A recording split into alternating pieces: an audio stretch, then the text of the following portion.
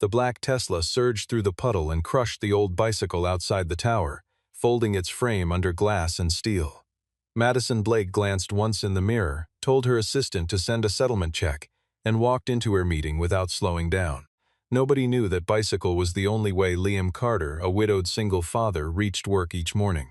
Nobody knew he had once been a security expert who understood how connected vehicles could be turned against their owners. 6 hours later, the Tesla locked its doors, quietly left the garage and drove into the lake.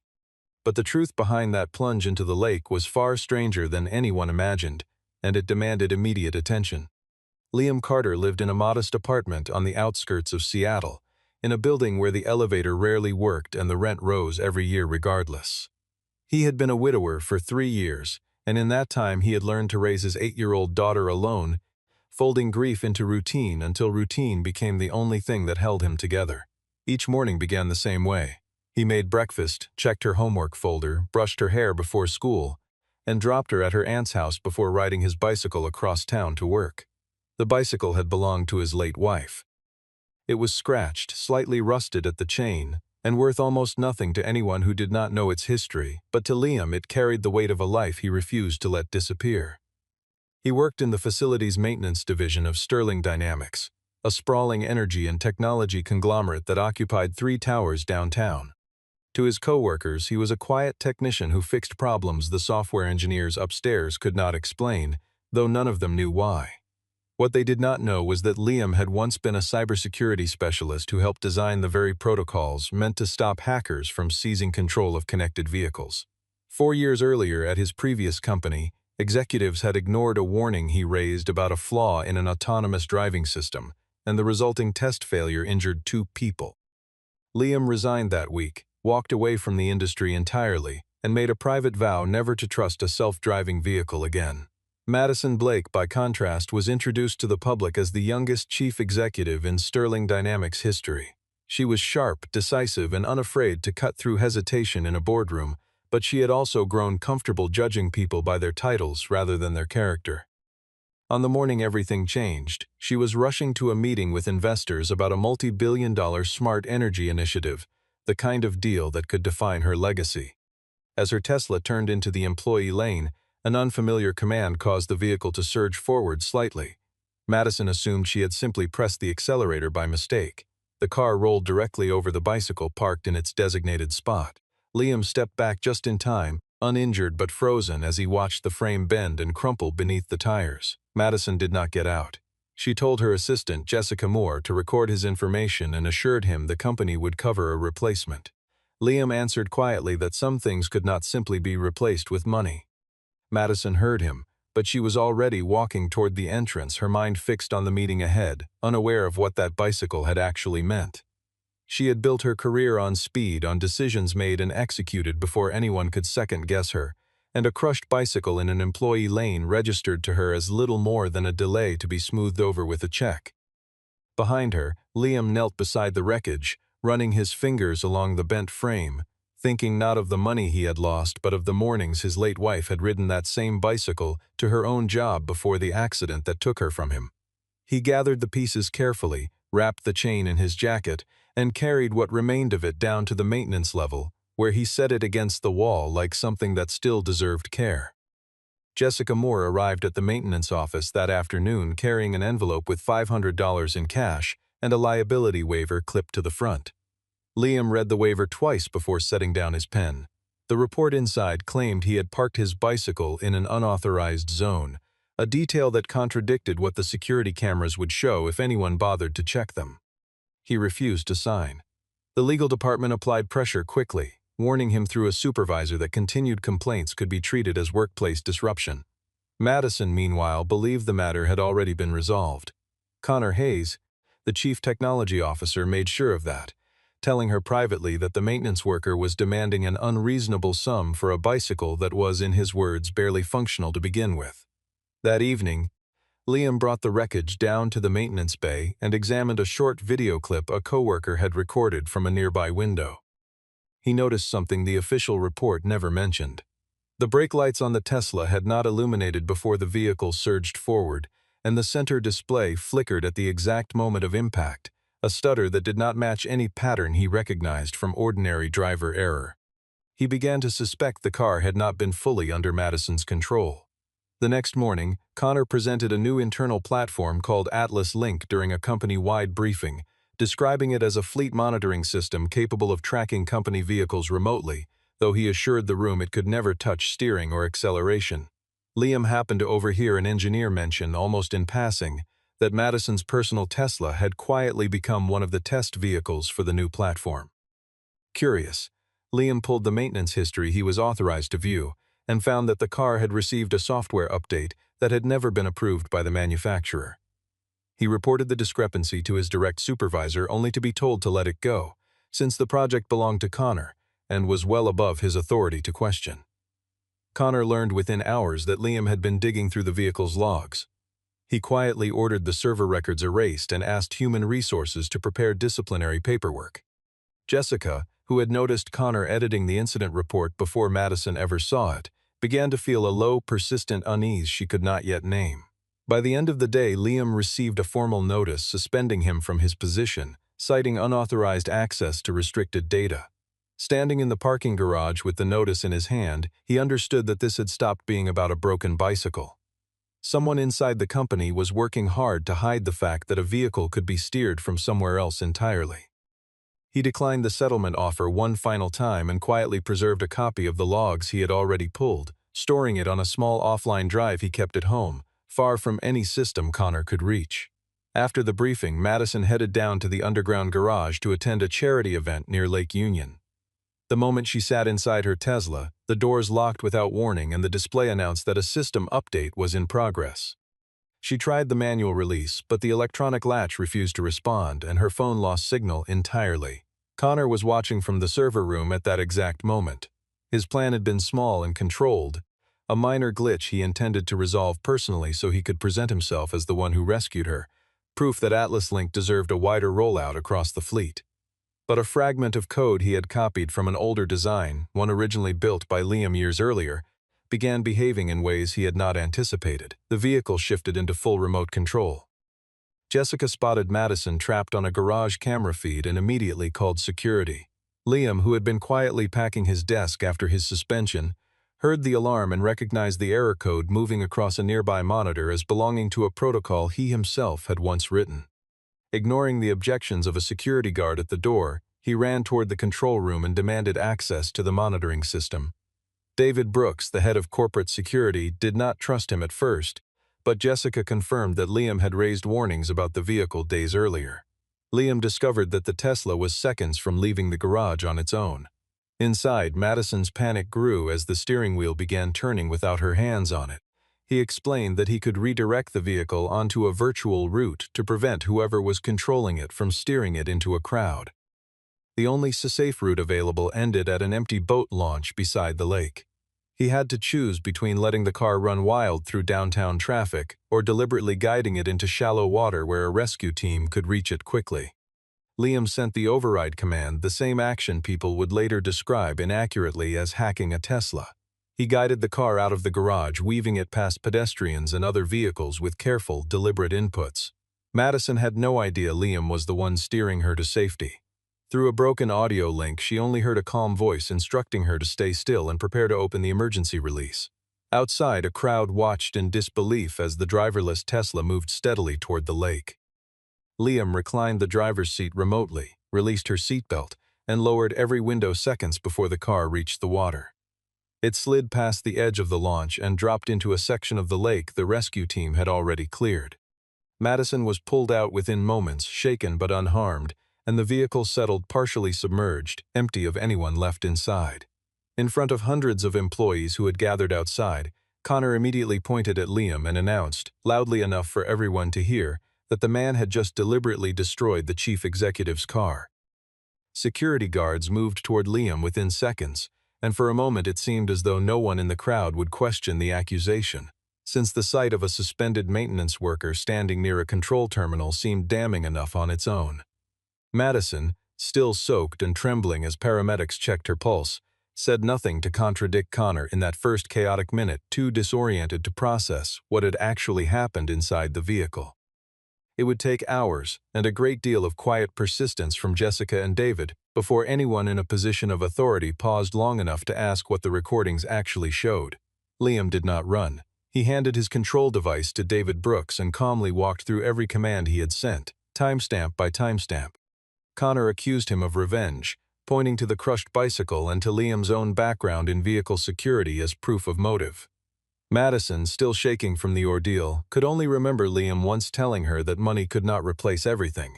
And now her car sat submerged at the bottom of a lake. Police detained Liam for questioning on suspicion of unauthorized system access and property destruction. Within hours, local news outlets ran headlines claiming a disgruntled employee had hacked the chief executive's car following a dispute over compensation.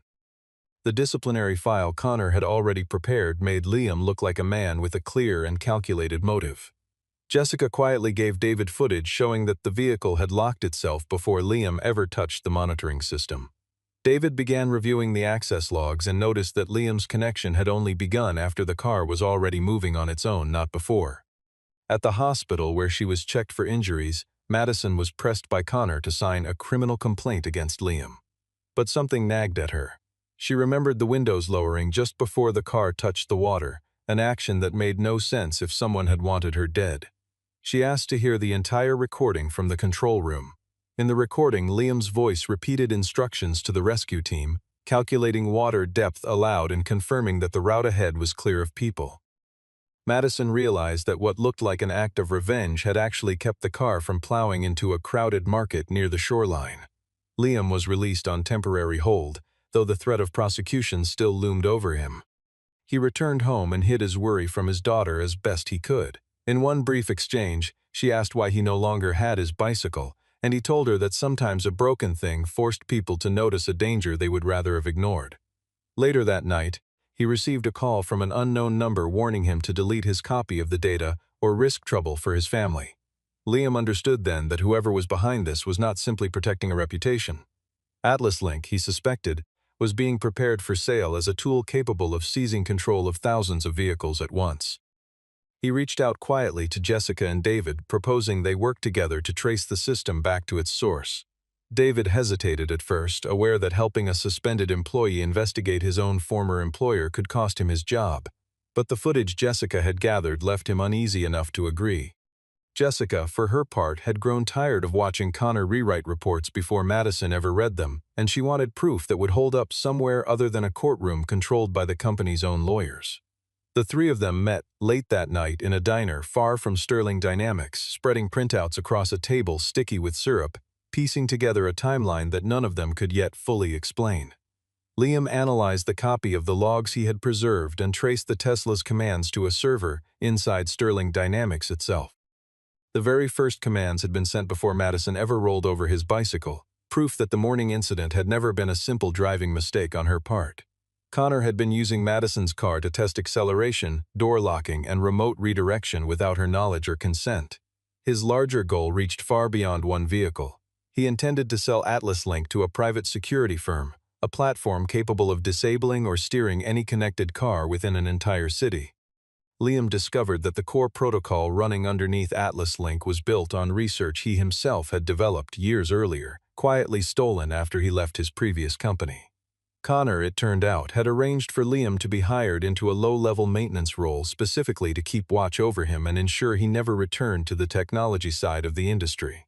Jessica found falsified invoices tied to a shell company Connor controlled, routing payments through layers designed to obscure their origin. David confirmed that several cameras inside the server room had been disabled at the precise moments the vehicle lost control, both that morning and later at the garage. Madison summoned Liam to a private meeting, the first time she had directly apologized for walking away after crushing his bicycle. Liam did not forgive easily. He told her that the real failure was not the bicycle itself, but her willingness to let power turn a person into a number that could simply be paid off. Madison admitted that she had trusted Connor deeply, since he had helped her run the company following her father's death, and that trust had made her blind to what was happening under her own roof. A cautious respect began to form between them, still far from anything warmer, built on necessity rather than affection. Liam presented his evidence and warned that Connor could activate the system across hundreds of company vehicles during the public launch of Atlas Link scheduled for the following day. Madison wanted to cancel the event immediately, but Liam argued that doing so would only give Connor time to erase everything and disappear. They agreed to let the launch proceed as planned, using it instead to force Connor to connect openly to the central control server. Liam was quietly brought back into the building under the guise of assisting the internal investigation, though many employees still viewed him as the man who had wrecked the chief executive's car. Connor sensed that Madison's trust in him was slipping. He activated a portion of the network, causing dozens of vehicles across the parking structure to flash their lights in unison, a quiet display of the power he still held. He then sent Liam an image of the street where his family lived, an unmistakable threat. Liam immediately arranged for his daughter to stay with relatives outside the city, keeping her entirely apart from anything that followed. He nearly withdrew from the plan altogether, afraid of what it might cost his family, but Madison promised protection and accepted responsibility for what her own company had allowed to happen. Liam agreed to continue, on the condition that once the matter was resolved, Atlas Link would face a full and public audit. The launch of Atlas Link took place at a conference center beside the lake, filled with hundreds of investors, journalists, and city officials. Madison appeared composed on stage, pretending to still fully trust Connor. Liam remained hidden in a technical room with David and Jessica, watching the data flow in real time. Connor demonstrated the platform's ability to manage an entire fleet of electric vehicles remotely. On stage, he showed the audience harmless functions, checking battery levels and confirming vehicle locations. Behind the display, the actual system was requesting access to braking, steering, and door locks across every connected car in range. Liam waited for Connor to enter his personal authentication code, the piece of evidence that would tie him directly to the central server. Just as the proof neared completion, Connor noticed an unfamiliar monitoring port and realized Liam was watching him. Connor locked the technical room, cut power to the lower floor, and activated more than 50 vehicles across the surrounding area. Several cars began rolling from their parking spots. The crowd inside panicked as screens throughout the hall switched to red warnings. Connor publicly blamed Liam, declaring that the man who had supposedly hacked a Tesla once before was now attacking the event itself. David found himself locked outside the server room, while Jessica worked to guide guests safely away from the area. Madison stood on stage, forced to choose between protecting the company's reputation or admitting publicly that the system was not safe. She cut the presentation short and told the gathered media that Liam had once saved her life, asking everyone present to follow his instructions without hesitation. That single statement changed how the crowd viewed Liam entirely. Using the building's emergency network, he sent commands to freeze each vehicle individually, but Connor kept shifting the encryption keys to block him. The confrontation became a battle of wits between two men, one relying on stolen systems and the other on a hidden flaw he had built into the original design years before. Liam realized that Connor had positioned an electric test vehicle carrying experimental battery cells so that it was heading directly toward the crowded area. If it collided at speed, the resulting fire could spread through the entire hall. To stop it, Liam had to reach the central server room and sever the connection by hand. David pried at the locked door with a length of steel piping he had grabbed from a maintenance closet, while Jessica shouted for the last of the guests to move toward the far exits, away from the row of vehicles now creeping across the parking apron. Inside the hall, phones rose in every direction, capturing footage that would later circulate on news broadcasts for weeks, though none of the people filming understood yet what they were actually watching. Madison stepped down from the stage and moved against the current of fleeing guests, refusing the security detail that tried to pull her toward the exit, insisting that she needed to reach the technical floor herself. Connor, watching the chaos unfold on a bank of monitors, allowed himself a brief, satisfied smile, certain that whatever happened next would be blamed entirely on the man he had spent years quietly discrediting. Liam and David broke through the locked door and made their way down to the server floor, while Connor's system still held the building's security in its grip. Connor was waiting there, carrying a drive loaded with the complete source code and a signed contract for the sale of Atlas Link. He admitted that the bicycle incident had only ever been a small acceleration test gone slightly wrong. Once Liam noticed the discrepancy, Connor decided to manufacture a larger incident and let the blame fall on him instead. His original plan had been to bring the Tesla to a gentle stop near the edge of the lake and then appear as the man who saved Madison. But the stolen code proved unstable, and the vehicle slipped out of his control, turning toward the crowded market instead of the empty shoreline. Liam had never driven the car into the lake out of revenge. He chose the lake because it was the only open space where the vehicle could be stopped without harming anyone. Connor tried to wipe the server, but Jessica had already streamed a backup copy directly to an external audit system. He activated the battery test vehicle and locked Liam inside the server room to buy himself time. Madison came down to the technical floor instead of evacuating with the crowd. She used her executive authority to cut the backup power, only to find that Connor had already switched the system to an independent battery supply of his own. Liam guided her by voice to a mechanical bridge connector that could physically interrupt the circuit. She had to trust him completely, even though the action risked plunging the entire center into darkness. When she pulled it free, the test vehicle slowed but did not stop entirely. Liam reached the final control panel and redirected the vehicle's stored energy into a safe discharge mode. The car rolled to a stop only a few feet from the hall's entrance. Connor tried to escape through the parking structure in an older vehicle with no network connection, but David blocked the only exit. As he was taken into custody, Connor insisted that Liam had also broken the law by seizing control of the Tesla days earlier. Liam did not deny it. He admitted openly that he had accessed the vehicle's systems without authorization, but every recording showed that he had done so in an emergency, to protect a life that was seconds from being lost. Madison publicly confirmed that she had been trapped inside her own car and that Liam was the only person capable of saving her. The image of the Tesla sinking into the lake, once treated as evidence of revenge, became instead the clearest proof of a man who had sacrificed property to protect people. Paramedics arriving late to the scene found Madison sitting on the curb outside the server room, still gripping the mechanical connector she had pulled, her hands trembling from adrenaline rather than injury. Jessica stood a few feet away, quietly transferring the last of the backup files to a secure drive she had hidden inside her jacket since the morning of the launch, unwilling to let Connor's lawyers argue later that the evidence had been tampered with. David read Connor his rights beside a row of company vehicles that had finally gone still, their headlights dimming one by one as the network that controlled them was shut down for good. After Connor's arrest, Sterling Dynamics fell into a severe media crisis. The board of directors pushed for Madison's resignation, arguing she had allowed an unauthorized project to operate under her own authority without adequate oversight. Some board members suggested placing full blame on Connor and quietly burying the fact that the company had tested remote control software on the chief executive's own car. Madison refused to hide it. She released a full report, admitting the lapse in oversight and acknowledging how poorly she had treated Liam from the very beginning. At a press conference, Madison stated plainly that Liam had not destroyed her car out of anger. He had saved her life and the lives of hundreds of others from a system her own company had created and failed to control. Prosecutors reviewing the rescue recordings, the emergency logs, and testimony from independent engineers dropped every criminal charge against him.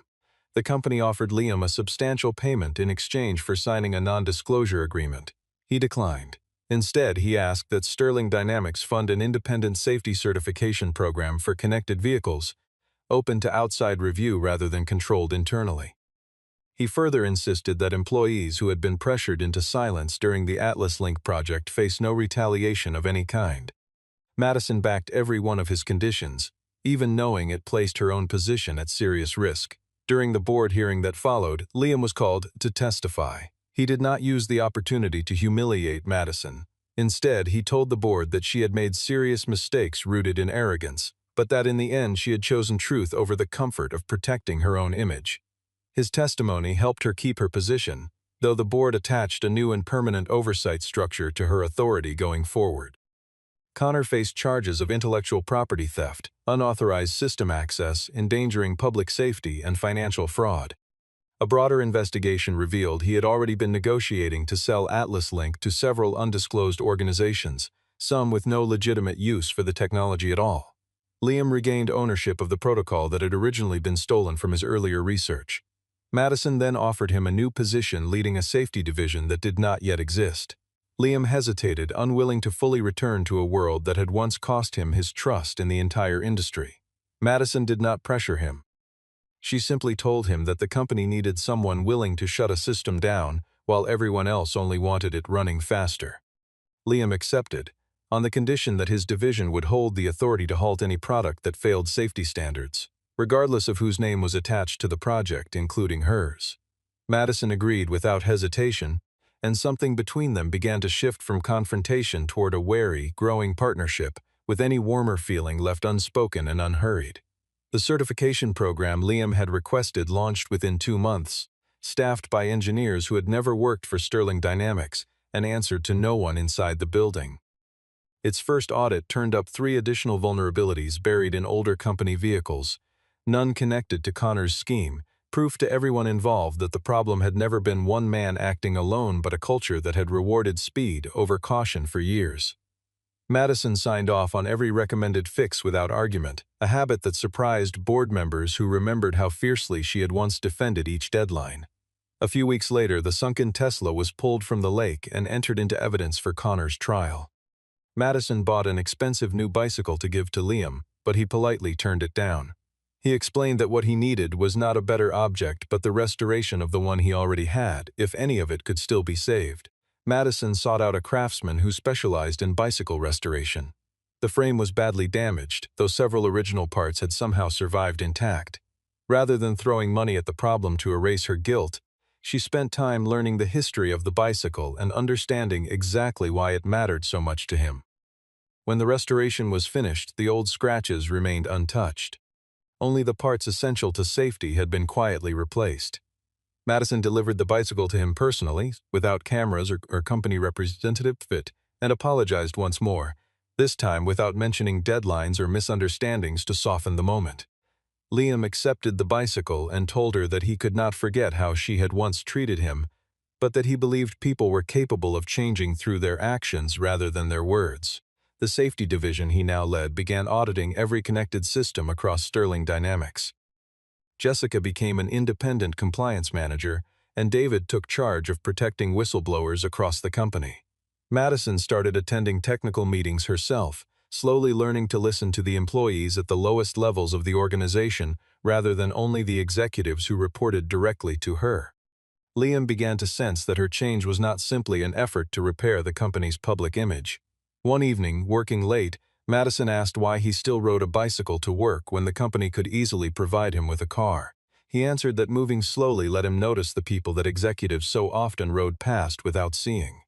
Madison fell quiet, understanding that his answer was about far more than transportation.